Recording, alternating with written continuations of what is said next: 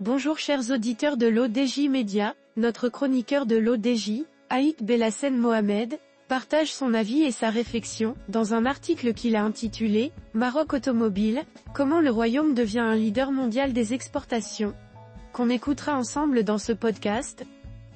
L'auteur ouvre son propos par ces mots. Le Maroc s'est hissé au rang de puissance mondiale dans le secteur de l'exportation automobile, devenant le principal fournisseur de l'Union européenne. Les exportations de voitures ont augmenté de plus de 30% l'année dernière, avec une production dépassant les 535 000 véhicules.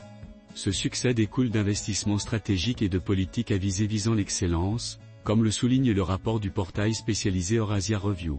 Une infrastructure solide, des usines modernes, des complexes industriels et une main-d'œuvre qualifiée, combinés à des coûts de production en baisse, ont propulsé la production automobile à des niveaux records, consolidant ainsi la position du Maroc dans le secteur.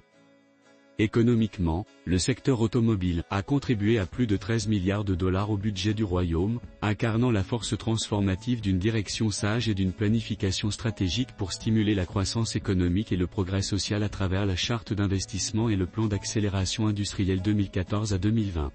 La position stratégique du Maroc en tant que porte d'entrée de l'Afrique vers l'Europe, face à l'Espagne, a renforcé ses chances de succès. Les efforts pour renforcer l'infrastructure et simplifier les accords commerciaux ont fait du Maroc un acteur clé de l'industrie automobile, tout en progressant dans l'intégration sociale et la durabilité environnementale. Les initiatives déployées ont contribué à réduire l'écart entre les sexes dans le secteur automobile, positionnant le royaume en tant que pionnier de la technologie verte et de l'innovation, attirant ainsi des géants mondiaux de l'industrie tels que New Motors, Snob et Renault Dacia, ainsi que Stellantis. Rédigé par Aït Belassen Mohamed. C'est tout pour aujourd'hui sur R212. On se dit au prochain podcast de nos chroniqueurs de l'ODJ, restez à l'écoute pour plus d'actualités. Et merci de nous avoir écoutés, à très bientôt.